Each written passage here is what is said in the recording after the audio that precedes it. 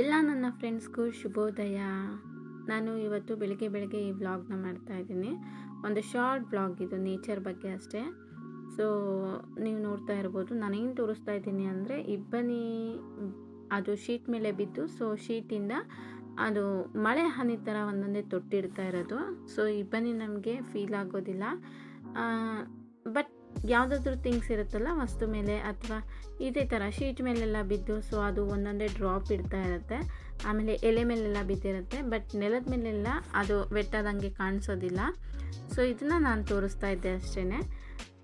ನಾವು ಬೆಳಗ್ಗೆ ಬಾಕಲು ತೆಗೆದಿದ ತಕ್ಷಣ ಮನೆ ಮುಂದೆ ಈ ಹಚ್ಚ ಹಸಿರಾದ ಪ್ರಕೃತಿ ನಮಗೆ ಒಳ್ಳೆ ಮೈಂಡ್ ಫ್ರೆಶ್ನ ಕೊಡುತ್ತೆ.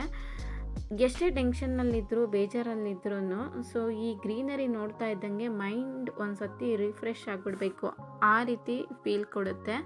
ನನಗಂತೂ ನಮ್ಮನೆ ವಾತಾವರಣ, ಈ ಮಲೆನಾಡು ವಾತಾವರಣ ತುಂಬಾ ಇಷ್ಟ ಆಗುತ್ತೆ. ಇಲ್ಲಿ ಹುಟ್ಟಿರೋದಕ್ಕೆ ನಾವು ಪುಣ್ಯನೇ ಮಾಡಿದ್ವಿ ಅಂತ ಹೇಳಿದ್ರೂ ತಪ್ಪಾಗೋದಿಲ್ಲ. ಸೊ ಈ ರೀತಿ ನಾವು ಈ ಮಲೆನಾಡು ನೇಚರ್ನ ಸವಿತಾ ನಮ್ಮ ದಿನಚರಿಗಳನ್ನು ಸಂಜೆ 4 ಗಂಟೆವರೆಗೂ ಮುಗಿಸ್ಕೊಳ್ಳೋದೇ ಆಗುತ್ತೆ. ಅಂದರೆ ಮಗುನ ಸ್ಕೂಲಿಗೆ ಬಿಟ್ಟು ಬಂದಮೇಲೆ 10 ಗಂಟೆಗೆ ಸ್ಕೂಲಿಗೆ ಬಿಟ್ಟು ಬಂದಮೇಲೆ 4 ಗಂಟೆವರೆಗೂ ನಾವು ನಮ್ಮ ಕೆಲಸ ಕಾರ್ಯ ಮುಗಿಸ್ಕೊಳ್ಳೋದೇ ಆಗುತ್ತೆ. ಸೊ ಅದಾಗಿದ ತಕ್ಷಣ ಕರೆಕ್ಟಾಗಿ ನನಗೆ 4 ಗಂಟೆಗೆ ನಮ್ಮ ಮಕ್ಕಳನ್ನ ಸ್ಕೂಲಿಂದ ಕರ್ಕೊಂಬರೋದ್ರಿಂದ ಹಿಡಿದು ನಮ್ಮ ಸಂಜೆ ಕೆಲಸ ಕಾರ್ಯಗಳು ಸ್ಟಾರ್ಟ್ ಆಗುತ್ತೆ. ನಾನು ಇನ್ನೂ ನೇಚರ್ ಬಗ್ಗೆ ಅಥವಾ ನಮ್ಮ ಹೊಲ ಗದ್ದೆ ಬಗ್ಗೆ ಯಾವುದೇ ರೀತಿ ವಿಡಿಯೋಸ್ ಮಾಡ್ತಾ ಇಲ್ಲ. ಸದ್ಯದಲ್ಲಿ ನಾನು ಅದನ್ನು ತೋರಿಸ್ತೀನಿ.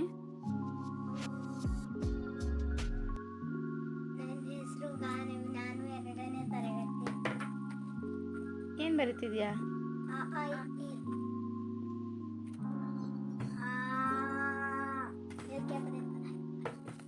ಇವತ್ತು ನಮ್ಮ ಮಕ್ಕಳು ಅವರೇ ಸೆಲ್ಫ್ ಇಂಟ್ರೊಡ್ಯೂಸ್ ಮಾಡ್ಕೊತಾ ಇದ್ದಾರೆ. ಅದೇನಾಯ್ತು? ಹೂ 2 ಕರೆಕ್ಟ್ ಇದೆಯಾ? ಇರು ಚಾರಿ, ಇರು ಬಿಡು ಮಗ. ಯಸ್. ಅಲ್ಲ, ಇನ್ನೊಂದ್ಸತಿ ಇಂದ ಹೇಳ್ಕೊಂಡ್ ಬಾ. ಇಲ್ಲೇನ್ ಬರುತ್ತೆ ನೋಡು.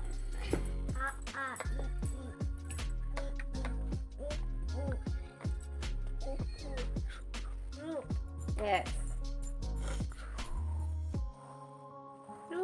ನಮ್ಮ ಮಕ್ಕಳು ಯಾರೂ ದಡ್ರಲ್ಲ, ಎಲ್ಲರೂ ಜಾಣರಿದ್ದಾರೆ. ಆದರೆ ಗಮನ ಇಟ್ಟು ಮಾತ್ರ ಬರೆಯೋದಿಲ್ಲ. ಸೊ ಆ ಕಾನ್ಸಂಟ್ರೇಷನ್ ಇವರಲ್ಲಿ ಬೆಳೆಸ್ಬೇಕು ಅನ್ನೋದು ನನ್ನ ಇಂಟೆನ್ಷನು. ಮಗ ಉಲ್ಟಾ ಬರಿಬಾರ್ದು. ನಿಂಗೆ ಏನಾಗ್ತಿದೆ ಗೊತ್ತಾ? ಇಲ್ಲಿಂದಾನೇ ಬರಿಬೇಕು. ಕೈ ಕೊಡು. ಇಲ್ಲಿಂದ ಸ್ಟಾರ್ಟಿಂಗ್ ಇದೆ, ಹಿಂಗೆ ಬರ್ದು ಹಿಂಗೆ ಹೋಗಿ ಹಿಂಗೆ ತಿರುಗಿಸ್ಬೇಕು. ಓಕೆನಾ? ಮೇಲಿಂದ ಕೆಳಗೆ ಬರಿಬಾರ್ದು, ಕೆಳಗಿಂದ ಮೇಲೆ ಬರಿಬೇಕು.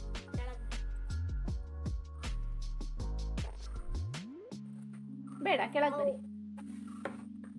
ಇನ್ನೊಂದ್ಸತಿ ಎಣಿಸ್ಕೊಂಬ. ಏನ್ ಬರುತ್ತಲ್ಲಿ?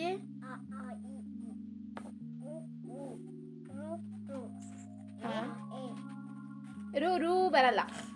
ಹೇಳ್ಕೊಂಡ್ ಬಾ ನಿಧಾನಕ್ಕೆ. ಅದ್ರ ಮೇಲೆ ಕೈ ಇಟ್ಟು ಆ ವರ್ಡ್ಸ್ ಮಾತ್ರ ಹೇಳ್ಕೊಂಡ್.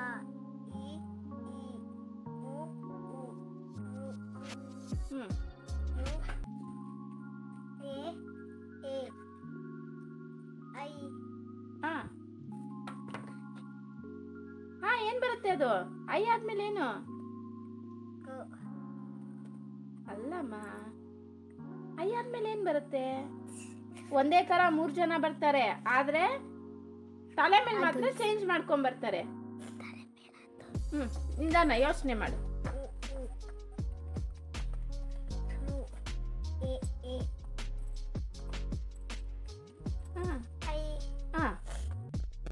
ದಯವಿಟ್ಟು ಯಾರು ಏನು ಅನ್ಕೋಬಾರ್ದು. ಯಾಕಂದರೆ ನಾನು ಅವ್ರಿಗೆ ಈ ಕಳಿಸ್ಬೇಕಂದ್ರೆ ಅಣ್ಣ, ತಮ್ಮ, ಹಾವು, ಕೊಕ್ಕರೆ, ಬಾತುಕೋಳಿ ಈ ರೀತಿ ಎಲ್ಲ ಅವ್ರಿಗೆ ಹೇಳಿಬಿಟ್ಟು ನಾನು ಬರೆಸ್ತಾ ಇದ್ದೀನಿ. ಸೊ ರೀಸನ್ ಏನು ಅಂತ ಅಂದರೆ ಅವರಿಗೆ ಅದು ತಲೆಯಲ್ಲಿ ಉಳಿಬೇಕು ಅಂತ ಹೇಳಿಬಿಟ್ಟು ನಾನು ಆ ರೀತಿ ಮಾಡ್ತಾ ಇದ್ದೀನಿ. ಸೊ ಬರಿತಾ ಅದನ್ನು ಪ್ರತಿದಿನ ನಾನು ಬರೆಸ್ತಾ ಇರ್ತೀನಿ. ಬರಿತಾ ಅವ್ರಿಗೆ ಮೆಮೊರಿನಲ್ಲಿ ಇರುತ್ತೆ ಅದು.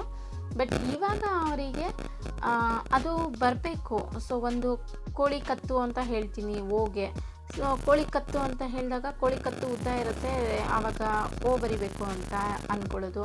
ಅಥವಾ 3 ಜನ ಅಣ್ಣ ತಮ್ಮಂದರು ತಲೆ ಮೇಲೆ ಮಾತ್ರ ಚೇಂಜ್ ಇರ್ತಾರೆ ಅಂತ ಹೇಳಿದಾಗ ಸ್ಟಾರ್ಟಿಂಗಲ್ಲಿ ಕರೆಕ್ಟಾಗಿ ಬರೆದು ಮೇಲ್ಗಡೆ ಅದನ್ನು ಚೇಂಜ್ ಮಾಡ್ತಾರೆ.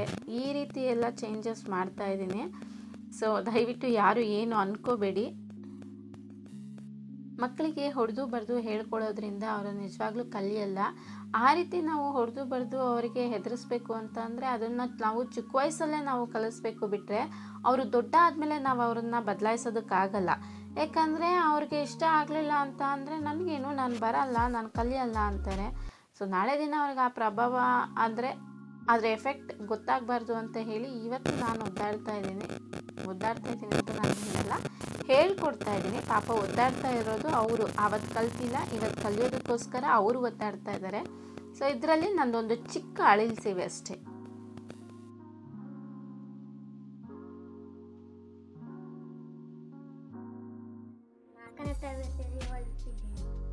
ಎಷ್ಟನೇ ತರಗತಿ? ಏನು ಬರೀತಿದ್ಯಾ? ಓಕೆ, ಬರಿ. ಇವನಿಗೆ ಕಲಿಯೋದು ಬರೆಯೋದು ಅಂದರೆ ಎರಡೂ ಇಷ್ಟ ಆಗೋದಿಲ್ಲ. ಆದರೂ ಮಿಸ್ ಮಾಡದೆ ಸ್ಕೂಲಿಗೆ ಚಕ್ಕರ್ ಹಾಕಿದ್ರು, ಟ್ಯೂಷನಿಗೆ ಮಾತ್ರ ಹಾಜರಾಗ್ತಿದ್ದಾನೆ. ಸೊ ಅದೇನೋ ಅವನ ಒಂದು ನಂಬಿಕೆ ಇರ್ಬೋದು ಅಥವಾ ಪ್ರೀತಿ ವಿಶ್ವಾಸ ಅಂತ ಹೇಳ್ಬೋದೋ ಏನೋ ಗೊತ್ತಿಲ್ಲ. ಬಟ್ ಇಲ್ಲಿ ಬಂದಿದ್ದಕ್ಕೆ ಅವನು ಒಂದು 4 ಅಕ್ಷರ ಕಲಿತ್ರೆ ನಮ್ಮ ಜನ್ಮ ಸಾರ್ಥಕ ಆಗಿಬಿಡುತ್ತೆ. ಅದರಲ್ಲಿ ಸಿಗೋ ಖುಷಿ ಬೇರೆ ಯಾವುದ್ರಲ್ಲೂ ಸಿಗಲ್ಲ ಅಂತ ಹೇಳ್ಕೊಳ್ಳೋದಕ್ಕೆ ನಾನು ಇಷ್ಟಪಡ್ತೀನಿ.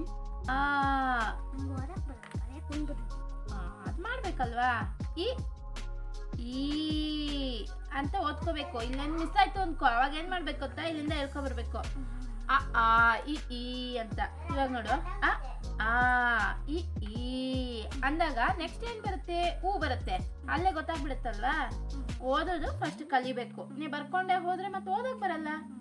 ಓಕೆನಾ? ಇವನ್ ನಾನು ಮನೆಯಲ್ಲಿ ಕೇಕ್ಗಳ ಸಮೇತ ಆರ್ಡ್ರ್ ತೊಗೊತೀನಿ. ಸೊ ಅದನ್ನು ಹೋಮ್ ಮೇಡ್ ಕೇಕ್ಸ್ ಮಾಡಿಕೊಡ್ತೀನಿ.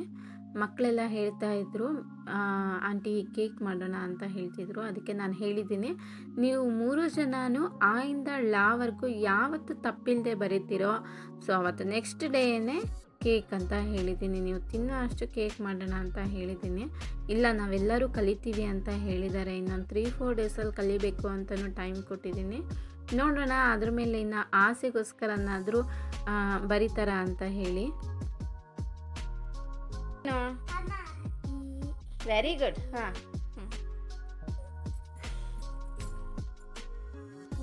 ಹಾಂ, ಜಾಣ.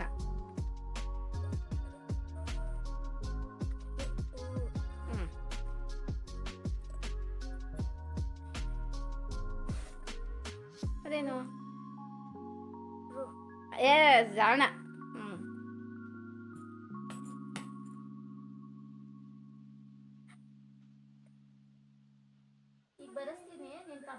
ನಾವು ಸ್ವಲ್ಪ ಪೇಟೆಗೆಲ್ಲ ಓಡಾಡಬೇಕು ಅಂದರೆ ಇವ್ರ ಮನೆ ಬಾಗಿಲಲ್ಲೇ ಓಡಾಡಬೇಕು. ಫಸ್ಟೆಲ್ಲ ನನಗೆ ಈ ಹುಡುಗರು ಅಲ್ಲಿ ಆಟ ಆಡ್ತಾಯಿದ್ರು, ಬಿಟ್ಟರೆ ಅಷ್ಟೆಲ್ಲ ಪರಿಚಯನೇ ಇರಲಿಲ್ಲ.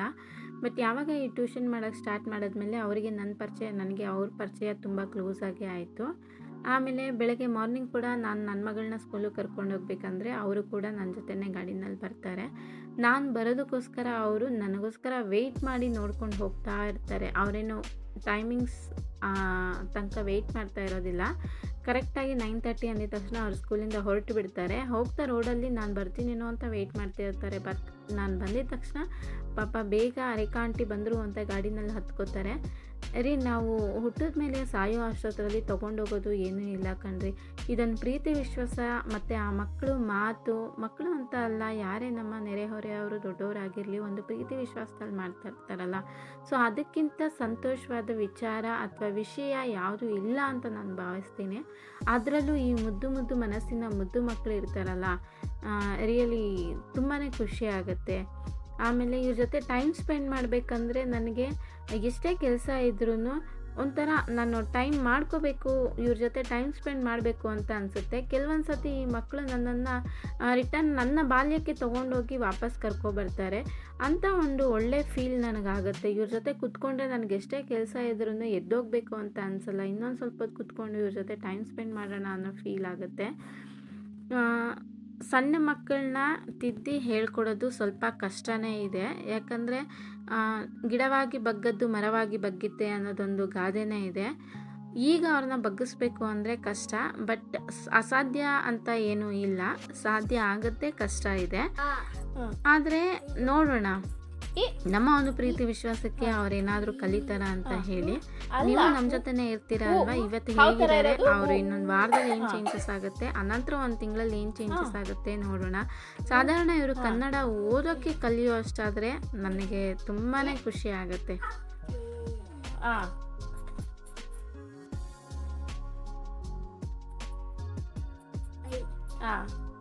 ಐ ಅದು ಓ.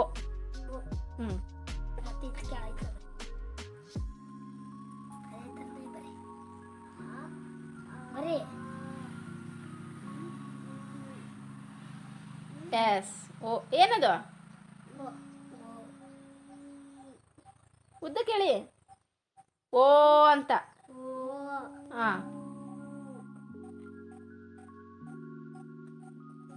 ಅದೇನೋ ಔ. Next S. ನೆಕ್ಸ್ಟ್ ಅಹಂ. ಈಗ ಹೇಳು, ಕೈ ಇಟ್ಕೋ, ನಾನು ಹೇಳ್ತಾ ಬರ್ತೀನಿ. ಆ ಇ ಈ ಉ ಊ ರು ಎ ಎ ಐ ಓ ಓ ಔ. ಆಗೊಂದು ಸೊನ್ನೆ ಅಂ, ಆಗೆರಡು ಸೊನ್ನೆ ಅಹಂ. ನನ್ನ ಹೆಸರು ಅಕ್ಷಯ. ನಾನು 6ನೇ ತರಗತಿ ಕನ್ನಡ ಮೀಡಿಯಮದಲ್ಲಿ ಓದ್ತಿದ್ದೆ. ನಾನು ಈಗ ಬರೀತಿದ್ದ ಐ ಇ. ಹಳ್ಳಿನಲ್ಲಿ ಗೌರ್ಮೆಂಟ್ ಸ್ಕೂಲ್ನಲ್ಲಿ ಓದ್ತಾ ಇರೋವಂಥ ಮಕ್ಕಳು ತುಂಬ ಶಾರ್ಪ್ ಇರ್ತಾರೆ ಅನ್ನೋ ಮಾತು ಸುಳ್ಳಲ್ಲ. ಇವರು ಅಕ್ಷರದಲ್ಲಿ ವಿದ್ಯಾಭ್ಯಾಸದಲ್ಲಿ ಹಿಂದೆ ಬಿದ್ದಿರ್ಬೋದು, ಬಟ್ ಇವರು ತುಂಬ ಎಲ್ಲ ವಿಷಯದಲ್ಲೂ, ಒಂದು ಮಾತಲ್ಲಾಗಿರ್ಬೋದು ಅಥವಾ ಕೆಲಸದಲ್ಲೇ ಆಗಿರ್ಬೋದು, ಎಲ್ಲದರಲ್ಲೂ ತುಂಬ ಶಾರ್ಪ್ ಇರ್ತಾರೆ. ಮಾತು ಕೂಡ ಅಷ್ಟೇ ಪರ್ಫೆಕ್ಟ್ ಆಗಿರುತ್ತೆ. ನಿಜವಾಗ್ಲೂ ಈ ಮುದ್ದು ಮಕ್ಕಳಿಗೆ ಏನಾದರೂ ಒಂದು ಒಳ್ಳೆಯದಾಗಬೇಕು ಅನ್ನೋದೇ ನನ್ನ ಖುಷಿ. ಸೊ ಇವರು ಈ ರೀತಿ ಕೆಲಸ ಎಲ್ಲ ಮಾಡಿಕೊಂಡು ಇವತ್ತು ಚೆನ್ನಾಗಿರುತ್ತೆ, ಬಟ್ ನಾಳೆ ಅದು ಒಂಥರ ಲೈಫ್ ಅಂತ ಇವರಿಗೆ ಅನಿಸಲ್ಲ. ಯಾಕಂದರೆ ಇವತ್ತಿನ ಸೊಸೈಟಿ ಕೇಳೋದು ಬೇರೆಯೇ ಅಲ್ವಾ. ಹಾಗಾಗಿ ಇವ್ರಿಗೆ ಒಳ್ಳೆ ಲೈಫೇ ಸಿಗಬೇಕು, ಆಟ ಆಡ್ತಾ ಇವರು ಪಾಠ ಕಲಿಬೇಕು ಅನ್ನೋದು ಈ ನನ್ನ ಬ್ಲಾಗ್ನ ಮುಖ್ಯ ಉದ್ದೇಶ, ಚಾನಲ್ನ ಮುಖ್ಯ ಉದ್ದೇಶ. 3 ಜನ ಬರ್ತಾರೆ ಗೊತ್ತಾ? ಇವರು ನೋಡು 3 ಜನ ಬರ್ತಾರೆ. ಇವರು 3 ಜನ ಬಂದಾದ್ಮೇಲೆ ಅಹಂ ಬರ್ತಾರೆ. ಅದು ನೋಡ್ಕೋಬೇಕು ನೀನು. ಚೆನ್ನಾಗಿದೆ.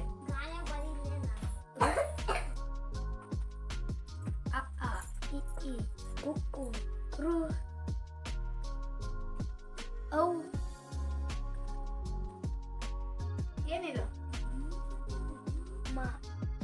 ಇದೇನು? ಅದೆಲ್ಲಿದೆ? ರು ಆದ್ಮೇಲೆ ಏನ್ ಬರುತ್ತೆ? ರು ಆದ್ಮೇಲೆ ಏನ್ ಬರುತ್ತೆ? ಅದೇ ಇದು.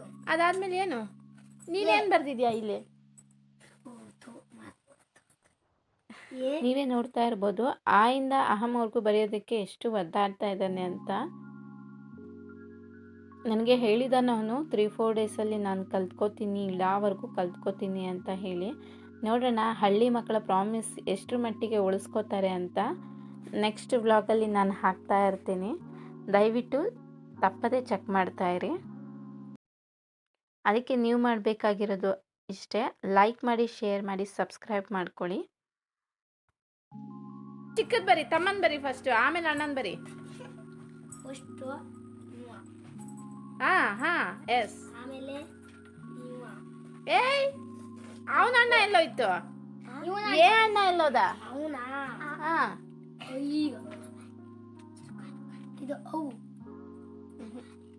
ಅವನಣ್ಣ ಯಾರು? ಕೈ ತಿರುಗಿಸ್ತಾನಲ್ಲ. ಅದೊಂಚೂರು ಮೇಲೋಗಿ ಬರ್ಬೇಕಿತ್ತು.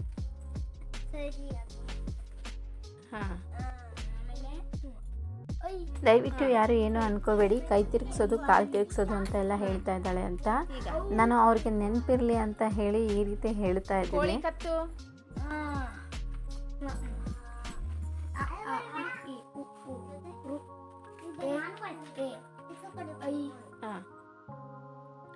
ನಾನು ವಿಡಿಯೋ ಮಾಡ್ತಾ ಇರೋದು ಪಾಪ ಆ ಮಕ್ಕಳು ಹೆದರ್ಕೋತಾ ಇದ್ರು, ನನ್ನನ್ನೆಲ್ಲ ವಿಡಿಯೋ ಮಾಡಿ ಟೀಚರ್ಸೇ ಕೊಡ್ತಾರೆ ಅಂತ ಹೇಳಿ. ನಾನು ಆಮೇಲೆ ಹೇಳಿದೆ ಇಲ್ಲ, ಈ ರೀತಿ ಯೂಟ್ಯೂಬಲ್ಲಿ ಹಾಕ್ತೀನಿ, ಸೊ ಯಾರು ಏನು ಅಂದ್ಕೊಳ್ಳಲ್ಲ, ನೀವು ಡೇ ಬೈ ಡೇ ಚೇಂಜಸ್ ಆಗೋದನ್ನು ಅವ್ರು ನೋಡ್ತಾ ಇರ್ತಾರೆ ಅಷ್ಟೇ, ಅದ್ರ ಜೊತೆಗೆ ನಿಮಗೆ ಸಪೋರ್ಟ್ ಮಾಡ್ತಾರೆ ಅಂತ ಹೇಳಿದೆ.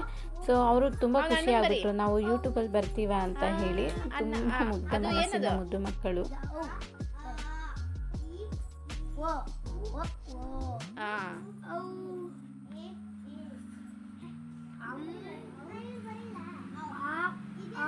ಸುತ್ತು ಸುತ್ತು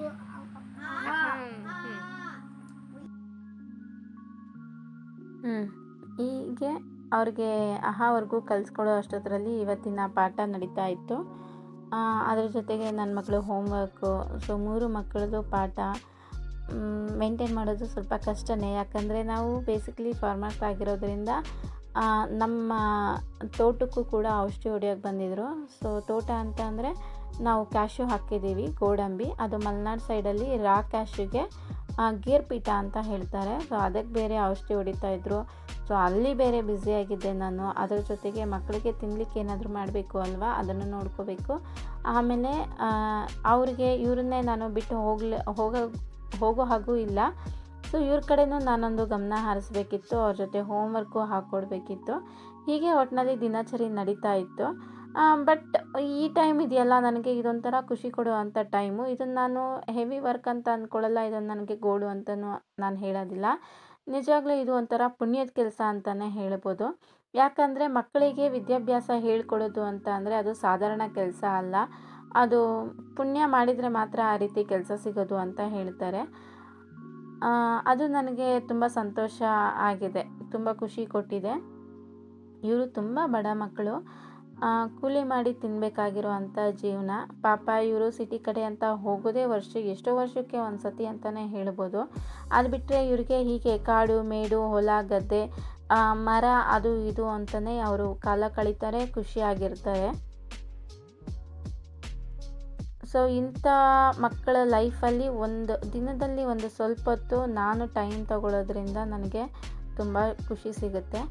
ಎಷ್ಟೋ ಕಡೆ ಯೂಟ್ಯೂಬ್ ಬ್ಲಾಗ್ಸು ನಾವು ಮಾಡಿ ನಾವೇ ಅಡುಗೆ ಮಾಡಿ ನಾವೇ ಟೇಸ್ಟ್ ನೋಡಿ ರುಚಿ ಹೇಳೋದಕ್ಕಿಂತ ಈ ಮಕ್ಕಳಿಗೆ ಕೊಡೋದ್ರಿಂದ, ಈ ಮಕ್ಕಳಿಗೆ ಬರೀ ಊಟ ಮಾತ್ರ ಕೊಡೋದಲ್ಲ, ಅದ್ರ ಜೊತೆಗೆ ಬರೀ ಊಟ ಕೊಟ್ಟು ಕಳಿಸ್ಬಿಟ್ರೆ ಏನೂ ಪ್ರಯೋಜನಕ್ಕೆ ಸಿಗೋದಿಲ್ಲ. ಅವ್ರಿಗೆ ಇಲ್ಲಿಗೆ ಬರೋದ್ರಿಂದ ಒಂದು 4 ಅಕ್ಷರ ಕೂಡ ಸಿಗ್ಬೋದು ಅನ್ನೋ ನನ್ನ ಇಂಟೆನ್ಷನ್. ಇವತ್ತಿನ ವ್ಲಾಗ್ ಇದಾಗಿತ್ತು. ನಾನು ನೆಕ್ಸ್ಟು ರೆಸಿಪಿ ಏನಾದರೂ ಮಾಡಿದ್ರೂ ಅದನ್ನು ನಿಮ್ಮ ಜೊತೆ ಶೇರ್ ಮಾಡ್ಕೋತೀನಿ. ಅದ್ರ ಜೊತೆಗೆ ಆ ಮಕ್ಕಳ ರೆಸ್ಪಾನ್ಸ್ ಏನಿತ್ತು ಅಂತಲೂ ಇದೇ ವಿಡಿಯೋದಲ್ಲೇ ನೋಡೋಣ. ಹೀಗೆ ಆಟ ಆಡ್ತಾ ಸಂಜೆ ಆಗೋಯಿತು. ಆಮೇಲೆ ನಾನೇ ಮಕ್ಕಳನ್ನ ಕರ್ಕೊಂಡೋಗಿ ಬಿಟ್ಟು ಬಂದಿದ್ದಾಯಿತು. ಇವತ್ತಿಗೆ ಇಲ್ಲಿಗೆ ನಾನು ಈ ವಿಡಿಯೋನ ಮುಗಿಸ್ತಾ ಇದ್ದೀನಿ. ನಾಳೆ ಮತ್ತೆ ಇನ್ನೊಂದು ವ್ಲಾಗ್ ಜೊತೆ ಇವ್ರ ಜೊತೆ ಟೈಮ್ ಸ್ಪೆಂಡ್ ಮಾಡಿದ್ದು ಮತ್ತು ಇನ್ನೊಂದು ರೆಸಿಪಿ ಜೊತೆ ಬರ್ತಾ ಇದ್ದೀನಿ. ಅಲ್ಲಿವರೆಗೂ ಟಾಟಾ, ಬಾಯ್, ಟೇಕ್ ಕೇರ್.